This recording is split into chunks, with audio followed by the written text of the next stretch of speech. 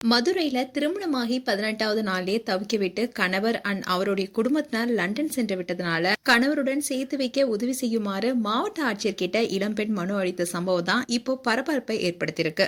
மதுரை மாவட்டம் உசிலம்பட்டியை சேர்ந்தவங்க தான் காயத்ரி. இவங்க உசிலம்பட்டி அடுத்த நக்கலப்பட்டி கிராமத்தை சேர்ந்த லண்டன்ல வசிச்சுட்டு வர கவிராஜ் என்பவருடன் திருமணம் நிச்சயமாகி கடந்த ஆண்டு அக்டோபர் 10ஆம் தேதி சார் பதிவாளர் அலுவலகத்துல பதிவு திருமணம் செஞ்சுக்கிட்டாங்க. அதுக்கப்புறமா மார்ச் 20ஆம் தேதி உசிலம்பட்டியில இருக்கிற தனியார் திருமண மஹால்ல வச்சு திருமணம் செஞ்சுக்கிட்டாங்க.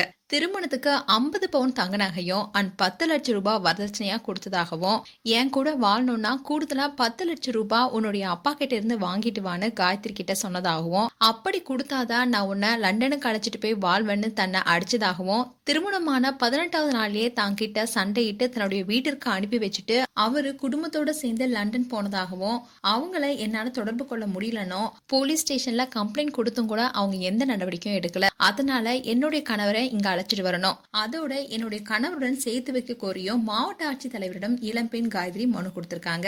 இத பத்தி பாதிக்கப்பட்ட பெண் காயத்ரி என்ன சொன்னாங்கன்னா, என்ன லண்டனுக்கு அழைச்சிட்டு போறதா சொல்லி குடும்பத்தினர் சம்மதத்துடன் திருமணமான நிலையில 18வது நாளே தன்னை இங்க விட்டுட்டு என்னுடைய கணவர் லண்டன் போயிட்டாரு. அவரு கூட சேர்ந்து நான் வாழ ஆசைப்படுறேன்.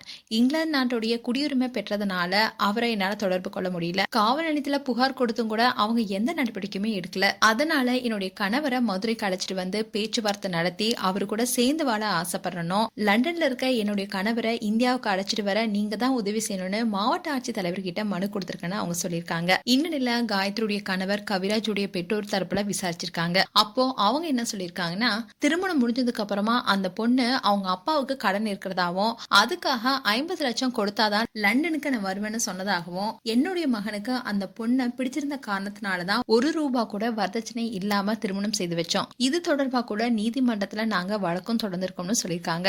அது மட்டும் இல்லாம நாங்க 10 லட்சம் தரோம் லண்டனுக்கு வான்னு சொல்லியும் கூட அந்த பொண்ணு வரலன்னு அவங்க சொல்லியிருக்காங்க. திருமணம் முடிந்த 18 நாளே இப்படி மனைவியை விட்டு கவிராஜ் லண்டனுக்கு சென்றதுதான் இப்ப பேசும் பொருளா இருக்கு. மேலும் இந்த செய்தி குறித்து உங்களுடைய கருத்துக்களை கமெண்ட் செக்ஷன்ல சொல்லுங்க. இது போன்ற வீடியோஸை பார்க்க நியூஸ் தமிழ் கிளிட்ஸ் சேனலை சப்ஸ்கிரைப் பண்ணுங்க. மறக்காம நோட்டிபிகேஷன் பட்டனை கிளிக் பண்ணுங்க.